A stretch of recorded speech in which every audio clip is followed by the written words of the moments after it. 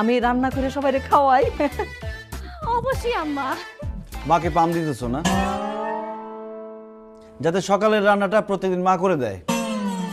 আলিম, তুমি সব সময় না আম্মার আমার মাঝখানে একটা প্যাচ লাগানোর চেষ্টা করো। আম্মা, আপনার কি মনে হয় আমি আপনাকে পাম্পটি দিচ্ছি? হ্যাঁ না, আমার একদমই মনে হয় না। তুমি ওর কথা কিছু মনে করে না তো বৌমা। এই আলি, তুই সব সময় বৌমার পিছনে এরকম বাচ্চাদের মতো দুষ্টামি করিস কেন?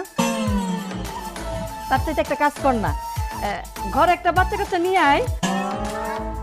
আমার বুঝি নাতি নাতনি দেখার শখ হয় না? হ্যাঁ, আর বিয়ের তো 5 বছর হয়েই গেছে, অনেক অপেক্ষা করছি। আর না, এখন ঘরের মধ্যে একটা টুকটুক করে হাঁটবো, আমারে দাদি দাদি করে ডাকবো।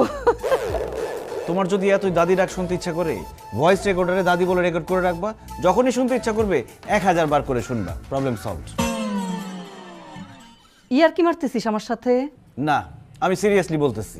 কি উল্টাপাল্টা কথা বলতেছিস? আমি অন্যায় আবদার কি করলাম? হ্যাঁ, দাদি হওয়ার শখ বুঝি আমার জাগে না? আমার ইচ্ছা হয় না? মা, তুমি অলরেডি 2 বার দাদি হয়ে গেছো। আমার 2 কাজিনের ছেলে মেয়ে হইছে, একটা মানুষ কয়বার দাদি হইতে চায়? আরে, আমি তোর বাচ্চার দাদি হইতে চাই, আপন দাদি। এত কথা পেঁচাইতেছিস কেন? মানে এই একটা টপিক নিয়ে কয়েকদিন পর পর তুমি কথা উঠাও, বিরক্ত লাগে মা।